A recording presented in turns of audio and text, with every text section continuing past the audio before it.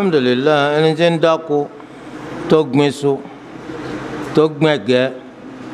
tó gbin anamá ẹ mọ̀ kó àwọn nǹkan yẹn wọ́n yìí ṣe ń tà máa ń yọ zakati nínú wa ó gbin tomato ó gbin ẹ̀fọ́ ó gbin rèké ó gbin ewédú wọ́n yìí yọ zakati nínú àwọn nǹkan yìí ṣùgbọ́n fi ṣẹ̀ríà sọ pé tó bá jẹ́ pé ìwọ àgbẹ̀ yìí ó lówó mi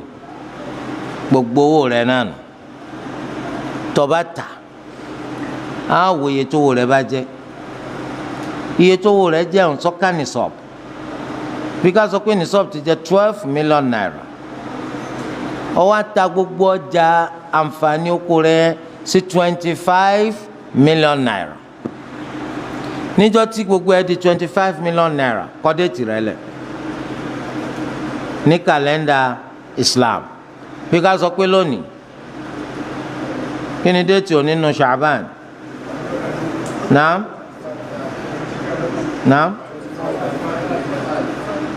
20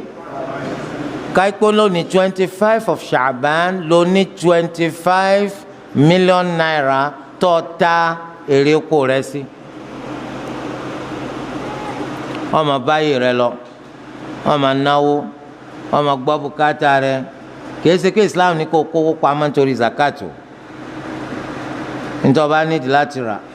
nítorí nídìí láti tà nítorí ìyàwó rẹ̀ ń bùkátà nítorí ọmọ rẹ̀ béèrè fún ìwọ náà lára ó fẹ́ ralé ó fẹ́ kọ́lé ó fẹ́ ra mọ́tò wọ́n mọ̀ bá láìfù rẹ̀ lọ tó bá di 25 of Sha'ban tọdún tí ń bọ̀ àwa ní èlò lówó tó ní lọ́wọ́ àwa bá pé o ní 15 million naira lọ́jọ́ yùn kí lówó tó kéré jù téèyàn máa ní téèyàn máa fi yọ zakat wọ́n sọ pé 14 million lápèjúwe lọ́dún 15 million divided by 40 á jẹ́ pé zakat tó yọ ni ìyẹn ẹni tó jẹ́ pé kìí ṣe nù ẹni tó gbìn gangan ni wọ́n ti yọ zakat ẹ wá sọ pé tó bá pé àgbẹ̀yìn ó ní owó pẹ̀lú owó tó pàun inú owó tó sì ní ni ló ti dáko ìyí sì ti máa yọ zakatu owó rẹ̀ tẹ́lẹ̀ eléyìí owó tuntun ni kò ní dàpọ̀ mọ́ owó tó ní tẹ́lẹ̀ nígbà tó yẹn pọ̀ tó ní sọ́ọ̀bù yóò fún ní déètì tiẹ̀ lọ́tọ̀ eléyìí ń jẹ́ bó ti ṣe jẹ́ bíi mango bíi kaṣú gbogbo eléyìí owó tó bá pa ń bẹ̀ zakatu owó láyọ̀ fún kìí ṣe zakatu mango àbí zakatu kaṣú àbí zakatu kòkó naam. Aleykum salaam. Ọjà bí èwo àìlẹ́yìn ọmọ sírò rẹ̀ mọ́wó rẹ̀ ni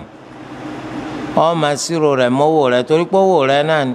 owó ọjà tó ń tà ebi ní owó tó ní náà ló ti ń tà. Naam. Aleykum salaam.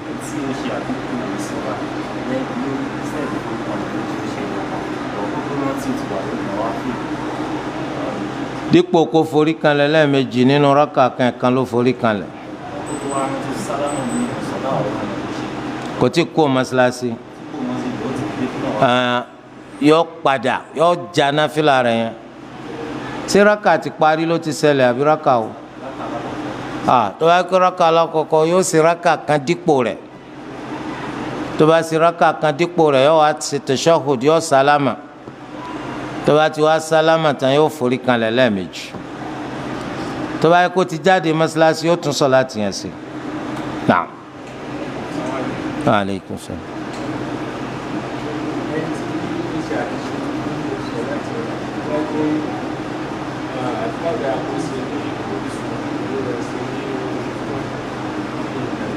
wọ́n ní tó yẹ kó wí rúkú ńlọ wí ní forí kanlẹ̀ tí forí kanlẹ̀ lọ wí rúkú. nábìlà ó forí kanlẹ̀ kó tó sálámù lọ́dọ̀ màlìkíyà kò sí nǹkan kan mẹ́. Naam. Wa alaikum salaam. èwo lọ́tọ̀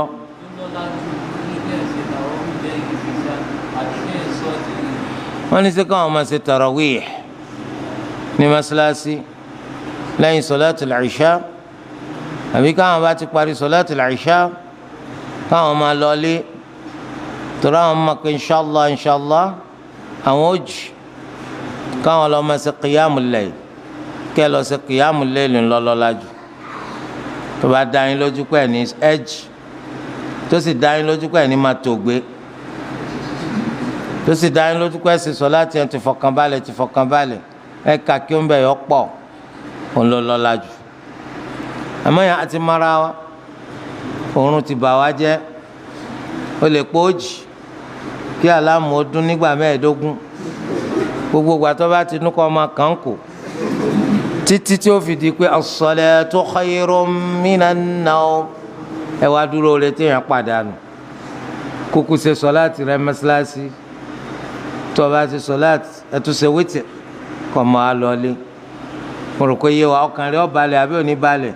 aha tẹ́lẹ̀ oorun pẹ̀lú siyam ẹlòmíì bá di oorun tẹ́lẹ̀ náà siyam tún á kún ala al-birri wat-taqwa wala ta'awanu ala al-ithmi wal-'udwan. Naam. igi tí wọ́n fẹ́ so ń tọ́ da ni àmọ́ ọ̀ràn tí wọ́n ti dá ṣáájú rẹ̀ ń tó burú ni torí ìdí ẹlẹ́yà má lọ. Naam. Aleykum salaam.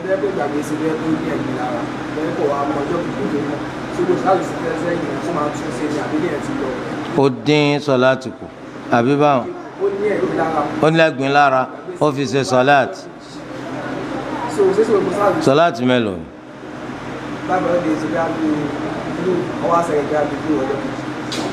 láti dhuhur dé dhuhur sọláàtì mélòó ni ṣe 5 ni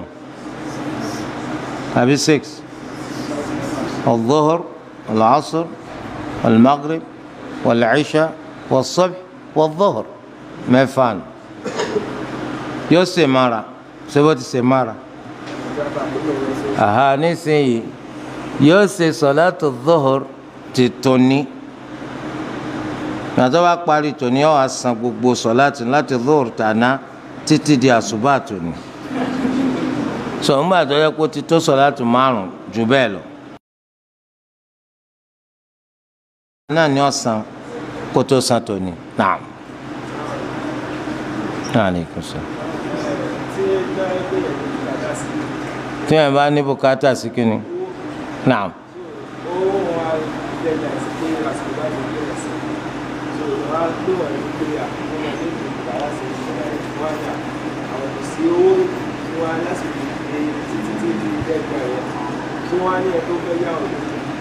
pé ó lọ kó wọn gba ìpè sí káwọn ìyá wọn sì ti lọ sọ fún ọdẹ rẹ owó èlé ìgbà ìpè ó sọ pé káwọn ti lè kó owó rẹ tó bá sì lè kó owó rẹ sí lọ. olùkọ́ ti gbọ́ béèrè wọn olóńbùkátà owó àwọn aránṣẹ́ sílé wọn ni a san owó báyìí wọn á ní kò sówó nìsí ìwà báyìí ló súnmọ́ kó wọ́ yọjú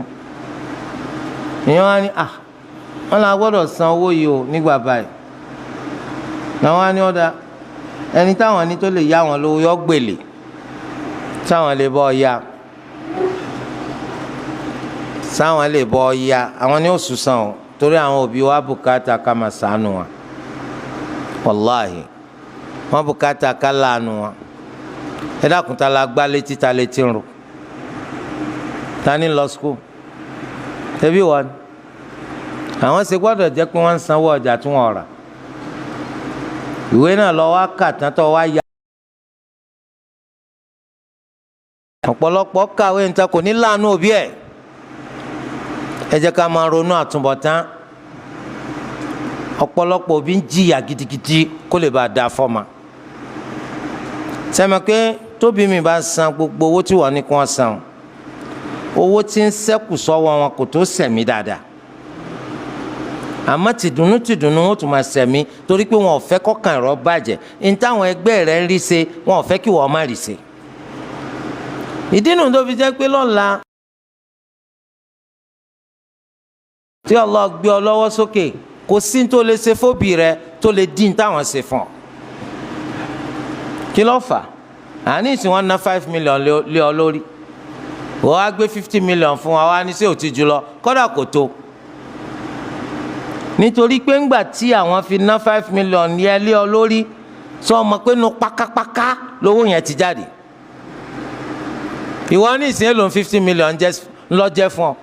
èsè bínú kọ yọwọ́ ńlápò rẹ̀ ńgbà táwọn ń nalé ọ lórí ẹ̀gbọ́n tó lu àwa sọ ni la qabla al-fathi wa qatal ulaika a'zamu darajatan min alladhina anfaqu min ba'du wa qatalu ṣùgbọ́n lu wa sọ pé wa kullan wa'ada Allahu al-husna ẹni tó náwó ṣáájú kí Allah tó tún jagun wọ́n yé sí ẹni tó lè dọ́gba pẹ̀lú ẹni tó náwó tó jagun lẹ́yìn ìgbà tó lù wá fànàbì ní ṣẹ́gun torí pé ń gbà yàn èèyàn mélòó la rí èèyàn mélòó ló ní tó lè ná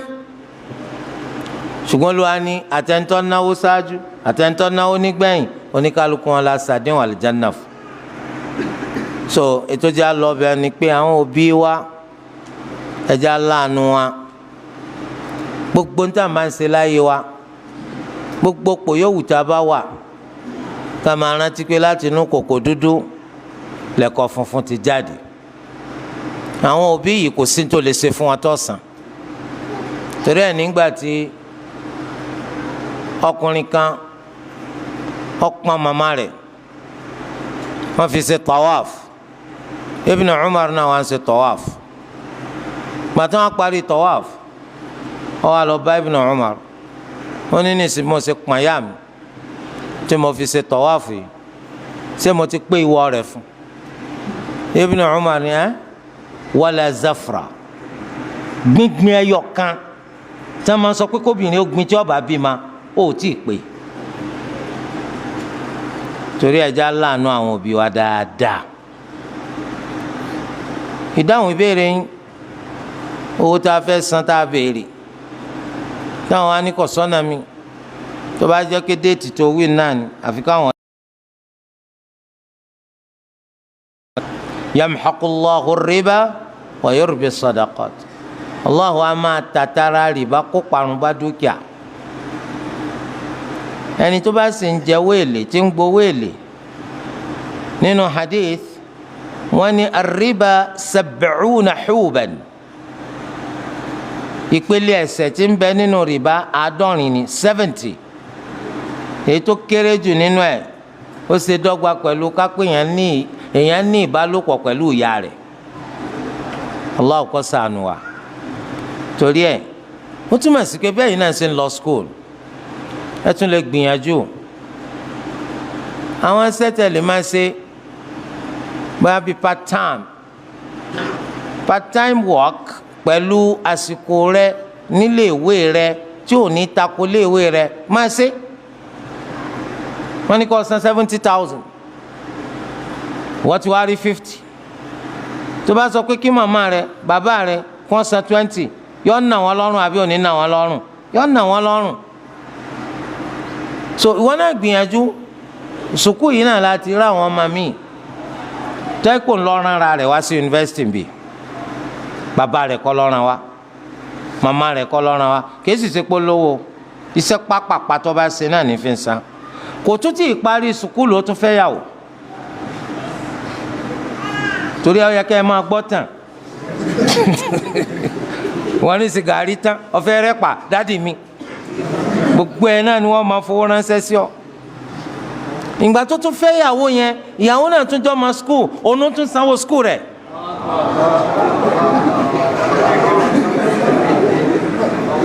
nítorí pé ó láníyàn àti ṣe Allah ràn lọ́wọ́ so ọba tó ràn wọ́n lọ́wọ́ náà ni ọba láíláí yóò ràn wọ́n náà lọ́wọ́ so ẹ mọ̀ pé téèyàn ọba ti ní èrò tó dáa nípa bó náà ṣe máa ṣe tí ó fi máa rówó halal ni wọ́n fi máa jáde skul tí wọ́n máa gbé sàtífíkẹ́tì ká àmọ́ láti ìgbà tó ti wà ní skul wọ́n náà ti mọ àwọn kìí ṣe bí yahoo yahoo o kìí ṣe ṣe haramu o so láti ìgbà tó ti wà ní skul ọmọ ṣẹ́ tí wọ́n náà lọ sí tó ń rówó díẹ̀díẹ̀ tó bá jáde skul yẹn ò ní kábàámà torí o ti mọ̀ pé tí n bá ṣe léyìí mo lè ṣe léyìí láwọn ṣe tọ́tọ́ téèyàn bá ti máa ronú bẹ́ẹ̀ irú wọn lẹ́rìí tí ó padà máa sọ pé kí láǹfààní skul gan àǹfààní wà ń bẹ náà ọmọ kó ti lajú ju ti tẹ́lẹ̀ lọ báyìí tẹ́lẹ̀tẹ́lẹ̀ kó tó wọ skul olùkọ́ ni ọ́ gbà téèyàn wọ skul nísìn látàrí àwọn ẹni tẹ́ǹjọ́ ń kẹ́kọ̀ọ́ ọ̀pọ̀lọpọ̀ ọgbọ́n ló kọ́ látàrí olùkọ́ ọ̀pọ̀lọpọ̀ ọgbọ́n ló kọ́ so èèyàn ò lè neglect ẹ̀ kọ́ wa sọ pé kò wúlò kò ṣe wúlò so ṣùgbọ́n lè má bíṣẹ́ gẹ́gẹ́ yìí náà ti ṣe ń rí tí ọmọ 1000 bá jáde èèyàn mélòó lẹ rò pé ń ríṣẹ́ bóyá lèèyàn 50 ń ríṣẹ́ gbogbo 950 yẹn wọ́n ń ṣe self-employment ni Allah sì ń bá wọn fa àlùbáríkà sí torí ìwọ náà lára nítorí lè ṣe pọ̀ àmọ́ láti kó tó jáde náà ló ti máa try ó lè jẹ́ pé lómi tó lọ sí school náà tó ń ti ṣiṣẹ́ kan nínú gbòòrò iná lọ́ọ́ máa use ma wọn náà máa gain experience ó fi tètè máa tí wọn náà bá ṣe kò sínú pé wọ́n fi ń búyàn níṣẹ́ nìkan sọ pé ọ lọ sí school ọ gba kíní kíláàsì kan tó gbà second class upper ṣé wọn náà lọ yẹ ká gbogbo eléyìí is just theory tó bá kan ebi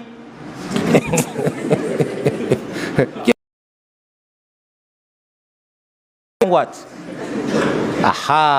torí èèyàn gbìyànjú sátijọ́ jẹ́ iṣẹ́ halal abẹ́ Allah kó ràn gbogbo wa lọ́wọ́ abẹ́ Allah kó má ṣe dá wa dá bùkátà wa abẹ́ Allah àwọn ẹni tí wọ́n jọ ma skul Olúwa kó má fi wíwá skul náà bú wọn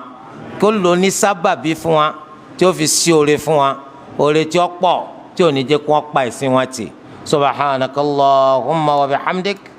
ashhadu an la ilaha illa ant astaghfiruka wa atubu ilayk.